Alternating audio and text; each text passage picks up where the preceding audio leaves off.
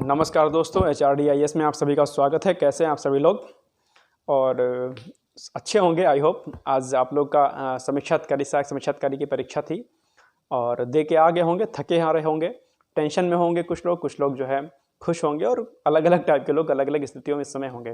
तो बहुत ज़्यादा मैं आप लोगों से बात नहीं करूँगा, बस 2-3 मुख्य बिंदु हैं और उन 2-3 मुख्य बिंदुओं पर आप लोग ज़रा प्लीज़ फोकस करिएगा। और जो ये वीडियो एक्चुअली में बहुत अहम है आप लोगों के लिए। अहम इसलिए है क्योंकि ये आपकी ज़िंदगी से जुड़ा हुआ है ना। आप जो गलती करते हैं, जो मिस्टेक्स करते हैं, उनसे जुड़ा हुआ है। एक एनालिसिस बिहाफ पे ये मैं वीडियो बना रहा हूँ, उसको प्लीज़ आप लोग देखिएगा। ज़्यादा से ज़्यादा 10 मिनट का वीडियो होगा। हम लोग की पॉइंट पे खाली बात करेंगे और डिटेल्स में हम लोग किसी और दिन बात करेंगे। ठीक, सबसे पहले तो जो अभी एग्ज़ाम जो RRR का दे के आ रहे हैं, तो एक अभी न्यूज़ चल रही है चर्चा में जो है वो है कि सर पेपर लीक हो गया है। ठीक है, तो असल में जो है ये न्यूज़ हर एग्ज़ाम के बाद, स्पेशली RRR के बाद और पीसीएस के बाद होती है, चर्चा में रहती है ये चीज़। ठीक है, तो लीक हुआ है या नहीं लीक हुआ है, इस चीज़ पर आप लोगों को फोकस नहीं करना है। ठीक, इन केस लीक हो गया, इन केस 0.001% हम मान के चलते हैं, इसका निर्णय लेने का अधिकार आयोग है। जब आयोग मानेगा कि लीक हो गया है तो लीक हो गया, अन्यथा नहीं लीक हुआ है। ठीक है, ये आयोग का काम है। इसलिए अफवाहों पर मत ध्यान दें, अफवाहों पर बिल्कुल भी ध्यान नहीं देना है कि लीक हो गया नहीं लीक हुआ है। अरे लीक हो गया है तो कोई बात नहीं, ठीक है, दोबारा पेपर दीजिएगा। नहीं लीक हुआ है तो फिर आगे की तैयारी करिएगा, है ना। लेकिन ये निर्णय लेने का अधिकार आयोग का है और विशेषज्ञ टीमों का है। जांच कमेटी इस पर बैठती है, जांच करती है, उसके बाद फिर फाइनल डिसीजन आता है कि क्या हुआ है। ठीक, तो इस बात को तो साइड कर दीजिए कि लीक हुआ कि नहीं लीक हुआ है। ये फिलहाल अभी आपके लिए जस्ट अफवाह के सिवा और कुछ भी नहीं है। इस पर आपको ध्यान नहीं देना है। प्लीज़ ये गलती सब बच्चों वाली मत करिए, है ना, कि अलग अलग व्हाट्सएप ग्रुप में खुश होकर फ़ोन करके सर पेपर लीक हो गया, फला हो गया, ये सब काम मत करिए। बड़े हैं आप लोग, मैच्योर हैं, है ना, एक बड़ी परीक्षा की तैयारी कर रहे हैं आप लोग, तो थोड़ा सा मैच्योरिटी वाला जो है चीज़ों को करिए। एक बात तो ये हो गई, यानी कि इस पर आपको ध्यान नहीं देना है। दूसरी बात सबसे अहम है, जो कट ऑफ की बात कर लेते हैं, फिर उसके बाद हम बाकी कमियों पर और बाकी चीज़ें कैसे करनी होती है हम उस पर चर्चा करेंगे। कट ऑफ की बात करें तो अगर आप लोग को ध्यान होगा, मेरे पिछले कई सारे वीडियो हैं और मैंने सभी वीडियो मैंने आप लोगों से कहा था कि 125 से 129 तक कट ऑफ जाती है। टारगेट आप जो है 130-135 का करके चलिएगा। अगर नहीं आपको ट्रस्ट है तो आप मेरे पिछले वीडियो को जाइए, खोलिए, देख लीजिए। अलग अलग चैनल्स पर अलग अलग लोग कट ऑफ ज़्यादा बता रहे थे। ठीक है, वो गलत नहीं कह रहे थे क्योंकि बच्चे ज़्यादा थे, बच्चे मेहनत कर रहे थे, तो उस हिसाब से कट ऑफ जाना लाजमी था। लेकिन मैंने कहा था कि कट ऑफ दरअसल आपके पेपर की प्रकृति पर निर्भर करती है कि पेपर का पैटर्न कैसा था, प्रश्न जो आए थे उनका जो स्तर कैसा था। यदि स्तर आसान होता है तो कट ऑफ हाई जाती है, और यदि स्तर जो है क्या कहते हैं कठिन होता है तो कट ऑफ जो है आपकी कम जाती है। आज के पेपर को अगर आप देखेंगे तो ये पाएंगे कि पेपर कहीं ना कहीं जो है टफ था। इस बात को आप लोग स्वीकार कर लीजिए और स्वीकार करना भी चाहिए। अगर आपने रियल में तैयारी की होगी, कोई एम ही चला गया होगा एग्जाम देने, तो अगर आप उससे पूछोगे कि सर पेपर कैसा आया था, तो कहेगा अरे बड़ा आसान पेपर था, मस्त था पेपर, बढ़िया हुआ, मैं तो इतने करके चला आया। ठीक है, वो उनकी सही एनालिसिस नहीं होती है। जो बच्चा सही में तैयारी करके गया होगा उसको पेपर टफ लगा होगा, इसमें कोई शक नहीं है, और पेपर का एक अपना मानक था, इसमें कोई दो राय नहीं है। ठीक है, तो इस बिहाफ पर अगर देखा जाए तो कट ऑफ आपकी जो है 125 से लेकर 128 तक जाएगी, और जैसा मुझे जो लग रहा है, जो मेरी एनालिसिस है, वो 125-26 तक ही जाएगा, इससे से ऊपर नहीं जाने वाला है। ठीक है, तो आप लोग जो है अभी अगर 125 से प्लस ऊपर हो रहा होगा तो आप लोग मेंस की तैयारी पर जुड़ जाइएगा, और अगर जो है 120 से नीचे हो रहा है आपका, तो फिर आप जो है थोड़ा सा अपनी चीज़ों को आगे करिएगा कि क्या कर रहे हैं आगे। हो गए, अब हम आज बात कर लेते हैं कि पेपर जिस तरीके से आया था उसके बिहाफ पर हमारी तैयारी कैसे होनी चाहिए, आखिर क्या गलती रहेगी कि पेपर टफ आया, हम लोग क्यों नहीं कर पा रहे हैं, वगैरह वगैरह। तो इस पर हम एक बात करते हैं। देखो, सबसे पहली बात 2-3 चीज़ों पर ध्यान रखना, और वो ये है कि टेलीग्राम पर बैठ के तैयारी नहीं होती है। ध्यान रखना इस बात का, टेलीग्राम ग्रुप ज्वाइन करके तैयारी नहीं होती है। फला कोई पर्टिकुलर PDF पढ़ करके भी एग्जाम की तैयारी नहीं होती है। ठीक है, 2-3 चैनल नॉर्मल ऑनलाइन फॉलो करने के बाद भी चैनल तैयारी आपकी नहीं होती है। ये तब होगी जब आप वीड़ा स्वयं से उठाओगे, यानी कि जब तक आप स्वयं से मेहनत नहीं करोगे, सेल्फ स्टडी नहीं करोगे, तब तक काम बनने वाला नहीं है।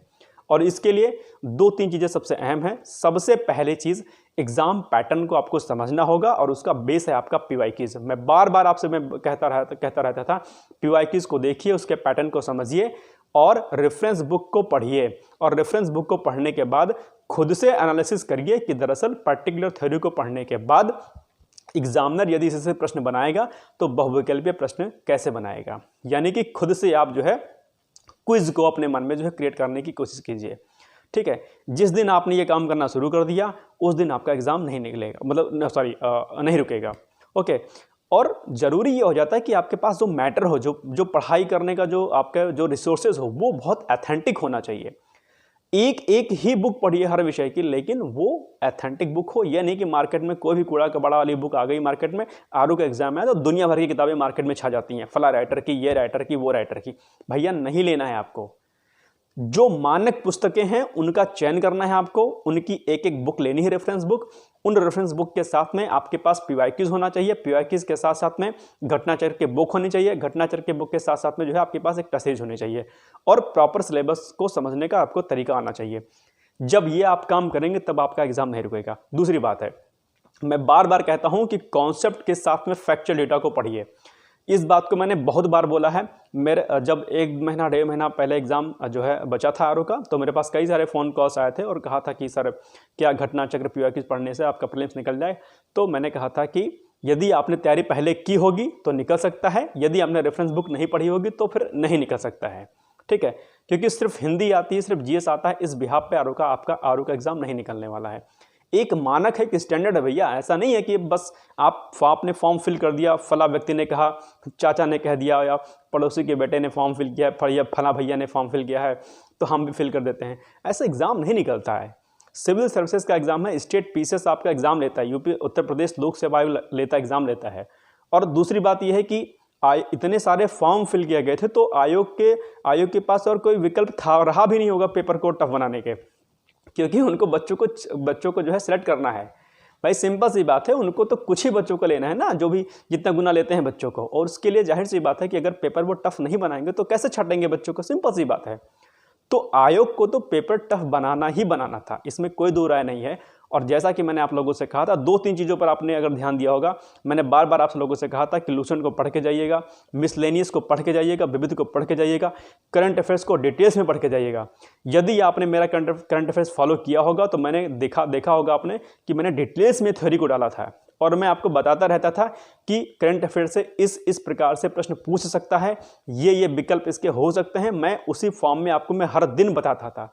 जितने प्रश्न आते थे उतने सारे प्रश्न मैंने आपको एक ही बात बताई थी कि प्रश्न की प्रकृति इस तरीके से हो सकती है। लेकिन यदि आप वन लाइनर के चक्कर में रहेंगे, टेलीग्राम पर पीडीएफ पढ़ने के चक्कर में रहेंगे, ठीक है, खाली 1-2 वीडियो देख करके इसके चक्कर में रहेंगे, तो एग्जाम नहीं निकलने वाला है। ये एग्जाम्स ऐसे होते हैं जिनका एक अपना मानक होता है, अपना एक स्टैंडर्ड होता है, और जब तक आप उस परीक्षा के स्टैंडर्ड को, इनफैक्ट किसी भी एग्जाम को, मैं सिर्फ स्टेट पीसीएस के आरओ की बात नहीं कर रहा हूँ, मैं किसी भी एग्जाम की बात कर रहा हूँ, जब तक आप उसके उस स्टैंडर्ड को नहीं समझोगे तब तक आपका एग्जाम नहीं निकलने वाला है। क्या एसएससी का एग्जाम इजी होता है? नहीं इजी होता है भाई। जब तक आप उसके उस मानक को टच नहीं करोगे, उसके चीज़ों को जब तक आप समझोगे नहीं, तब तक आपका एग्जाम नहीं निकलने वाला है। तो कंक्लूजन क्या है इन सारी बातों का? कंक्लूजन एक है कि सबसे पहले आपके पास सिलेबस की समझ होनी चाहिए, एक बात। दूसरा, रिसोर्सेज आपके पास ऑथेंटिक होना चाहिए। स्पेक्ट्रम की बुक हो, चाहे एम लक्ष्मीकांत की बुक हो आपके पास, चाहे जो है साइंस एंड टेक की कोई अच्छी बुक हो, जो भी रिसोर्सेज आपके पास है ऑथेंटिक होना चाहिए। और थ्योरी को पढ़ो, और थ्योरी को पढ़ने के बाद खुद से नोट्स बनाओ। किसी टॉपर ने नोट्स आपको भेज दिया है, नहीं पढ़ना है भैया जी लोग, बात मान लेना मेरी। टॉपर्स के नोट्स को आप देखिए, ये कोई बुरी बात नहीं, आप उनके देखिए, पढ़िए, कुछ फैक्ट अगर आपको अच्छा लगता है तो वहाँ से उठा लीजिए, पिक कर लीजिए, कोई गलती वाली बात नहीं है। लेकिन यदि आप सोचते हैं कि फला भैया का सिलेक्शन हो गया है, उन्होंने नोट्स भेजा है टेलीग्राम चैनल पर, या किसी जगह पर इन्होंने दे दिया है, मुझे प्रिंट आउट करके उसको पढ़ के हमारा एग्जाम निकल जाएगा, नहीं निकलने वाला है। किसी और की पीडीएफ पढ़ करके आपका एग्जाम नहीं निकलने वाला है। आपको अपने खुद के नोट्स बनाने होंगे, इस बात को आप लोग नोट कर लीजिए, ठीक है। और आरओ एग्जाम के लिए या फिर किसी स्टेट पीसीएस के एग्जाम के लिए एक प्रॉपर रणनीति होती है, आपको बनाना होता है रणनीति को, रेफरेंस बुक के साथ में पीवाईक्यूज प्लस घटना चक्र। अब घटना चक्र की बात आ गई तो अभी इसमें कुछ लोग होंगे कि सर घटना चक्र आप कह रहे थे प्रश्न ही नहीं आए। भैया जी लोग, घटना चक्र से प्रश्न बहुत आए हैं, ठीक है। यदि आपने सही से घटना चक्र पढ़ी होगी तो आप देखना कि जो है घटना चक्र से प्रश्न बहुत आए हैं, ठीक है, ऐसा नहीं है। लेकिन दिक्कत क्या होती है कि आप लोग एनालिसिस नहीं कर पाते हो कि कहाँ से पूछा है। बार बार मैं कहता था विविध पढ़ो। जब मैं करंट अफेयर्स आप लोग करा रहा था तो सारे मैंने राष्ट्रपतियों जो चर्चा में रहे हैं, जहाँ पर प्रधानमंत्री नए नियुक्त हुए हैं, जहाँ पर राष्ट्रपति का चुनाव हुआ है, उनको सबको मैंने कराया था, डिटेल्स में मैंने कराया था करंट अफेयर्स में। प्रश्न देख लो करंट अफेयर्स के, ठीक है। ऐसे ही चंद्रयान 3 वाला देख लो, क्वेश्चन एक आया था, उसमें भी जो है थोड़ा कितना गहराई से पूछा है। वो करंट अफेयर्स मैंने कराया था आपको, अगर आप देखेंगे चेक करेंगे तो था मेरे करंट अफेयर्स में। ऐसे बहुत सारे प्रश्न थे जिसमें आपको एक बेसिक समझ की आवश्यकता थी कॉन्सेप्ट के साथ में, लेकिन आप लोगों ने डिटेल्स में नहीं पढ़ा होगा। ऑब्जेक्टिव फॉर्म में जो है चीज़ों को करने से एग्जाम नहीं निकलने वाला है। तो इससे मैं कहता हूँ कि चीज़ों को थोड़ा सा समझिए, समझने का प्रयास करिए, और आप घबराइए नहीं। अब पेपर आप दे के चले आए हैं, कोई बात नहीं, और बस आप लोगों ने मेहनत भी बहुत की है, ऐसा नहीं है।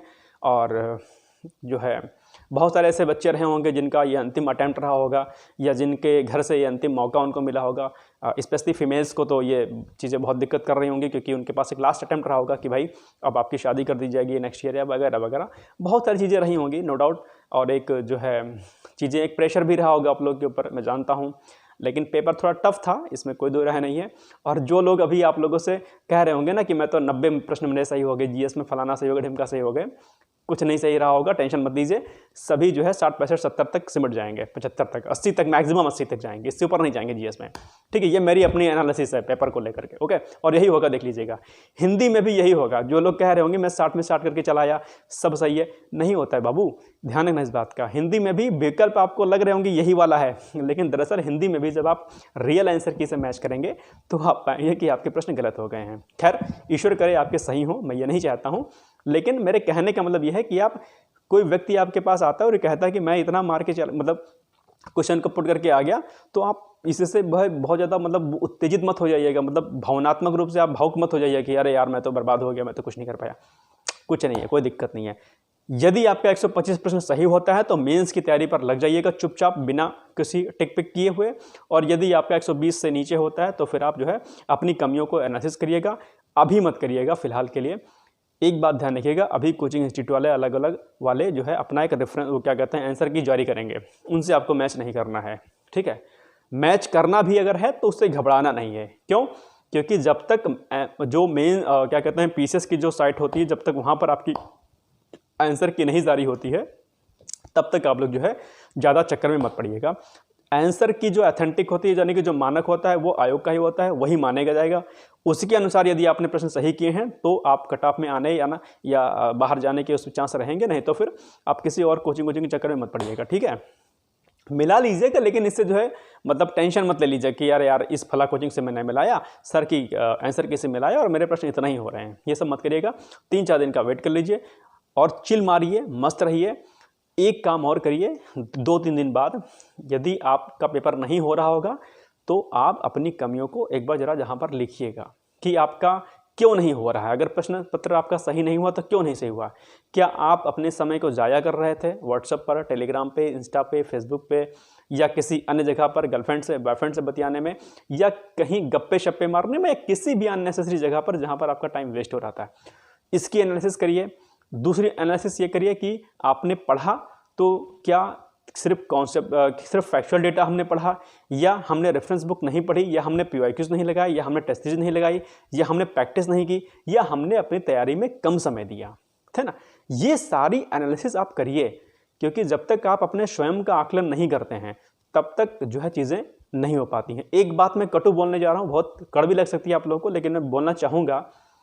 एक बात ध्यान रखिए कि आप एग्जाम दे के आए होंगे आरओ का, यदि आपको लगता है कि ये आपके स्तर का एग्जाम नहीं है, यानी कि आपके दिमाग के ऊपर का है, आपसे नहीं हो पाएगा, तो मत लगिएगा। मैं फिर से इस बात को कह रहा हूँ, एक बात कड़वी है, ये मैं अपने एक्सपीरियंस से इस बात को कह रहा हूँ।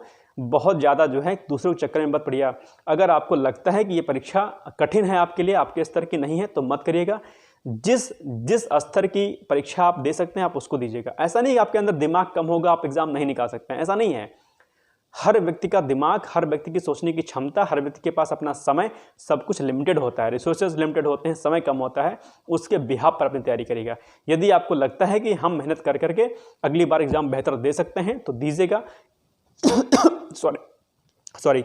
अगर आपको लगता है कि मैं तैयारी में मैं पूरा समय नहीं दे पाऊंगी या नहीं दे पाऊंगा, तो तैयारी मत करिएगा, क्योंकि ये समय लंबा होता है। एग्जाम इसके लिए प्रॉपर एक रणनीति होती है, 1-1.5 साल की तैयारी मांगता है, 8-9 घंटे की स्टडी, कम से कम 8 घंटे की स्टडी मांगता है रेगुलर बिहाफ पर, बिना शादी पार्टी में जाए। ठीक है। तो यदि आपको 1 साल तक का समय 8 घंटे तैयारी पढ़ करके अगर आपको दे सकते हैं 8 घंटे रेगुलर, तो फिर आगे एग्जाम को आप लगिएगा। अन्यथा फिर जो है जिस भी एग्जाम में आपको लगता है कि ये एग्जाम मेरे लिए आसान है या इस एग्जाम को मैं क्रैक कर सकती हूँ, क्रैक कर सकता हूँ, उस पर लगिएगा। हालांकि कंपटीशन सभी एग्जाम्स में है, ऐसा नहीं है कि एग्जैक्ट कंपटीशन कहीं नहीं है, लेकिन सब एग्जाम के अपने मानक होते हैं। हो सकता है कि आप यूजीसी नेट की तैयारी कर रहे हो, आपका सोशियोलॉजी का विषय बहुत अच्छा हो, आप उसमें बेहतर कर सकते हो सकता है आप CSIR नेट की तैयारी कर रहे हो, आप उसमें बेहतर कर सकते हैं। हो सकता है आपकी मैथ इंग्लिश बहुत अच्छी हो, आप SSC का एग्जाम क्रैक कर सकते हैं। आपका GS बहुत अच्छा है तो आप स्टेट सिविल सर्विसेज या फिर UPSC का एग्जाम तैयारी करिए। आप पहले तय कर लीजिए कि आपका अपना मानक क्या है, आपकी क्षमता क्या है। हालांकि क्षमता आपके अंदर बहुत है, हर व्यक्ति की क्षमताएं बहुत होती हैं, लेकिन हर व्यक्ति उतना नहीं कर सकता है। कई सारे इसके फैक्टर्स होते हैं, कभी हम बात करेंगे इस पर। तो अपनी एनालिसिस कर लीजिए कि अगर आपके जो है इस कार्य क्षेत्र के अंदर ये परीक्षा आती है तो आप इसकी तैयारी करिएगा। मुझसे जितनी भी हेल्प आपको चाहिए सारी हेल्प मिलेगी, लेकिन फिर मैं कह रहा हूँ कि जो है अपने आप से मेहनत करना सीखिए। किसी के PDF को पढ़ने के बाद या किसी चीज़ को और करने के बाद ये सब काम मत करिएगा। ऑथेंटिक सोर्स को फॉलो करिए, रेफरेंस बुक को फॉलो करिए, कॉन्सेप्ट को समझिए, कॉन्सेप्ट को समझने के बाद उससे फैक्ट को निकालिए और करंट अफेयर्स को डिटेल्स में पढ़िए। करंट अफेयर्स के लिए जितने भी ऑथेंटिक साइट्स होती हैं, चाहे वो PIB यानी कि प्रेस इंफॉर्मेशन ब्यूरो हो, चाहे PRS हो, चाहे माई गवर्नमेंट साइट हो, चाहे मिनिस्ट्री की अलग अलग साइट्स हों, ठीक है, फॉरेस्ट एंड क्लाइमेट चेंज की साइट हो, ठीक है, एक्सटर्नल अफेयर्स की मिनिस्ट्री ऑफ एक्सटर्नल अफेयर्स की साइट हो, ये जो साइट्स होती हैं यहाँ से आप करंट अफेयर्स को उठाइए। राष्ट्रीय संस्कृत दैनिक जागरण का पढ़िए, द हिंदू पढ़िए, ठीक है, यहाँ से करंट अफेयर्स को फॉलो करिए। GS के लिए रेफरेंस जो बुक्स आती होती है वो मानक पुस्तकों का चयन करिए। फिर देखिए आपको सिलेक्शन कैसा नहीं होता है। लेकिन कोई मार्केट में बुक आ गई, उसमें लिखा हुआ है कि आरो आप मार्केट से लेके आगे पढ़ना शुरू कर दिया ऑब्जेक्टिव फॉर्म में, 1 लाइनर फॉर्म में, नहीं हो सकता भैया, नहीं होगा एग्जाम। सबका अपना स्टैंडर्ड होता है, इसलिए जो है चीज़ों को थोड़ा सा समझिए। और बाकी वीडियो बहुत लंबा मैं नहीं करूँगा, ठीक है। तो आप लोग जो है, आप लोग को शुभकामनाएं हैं।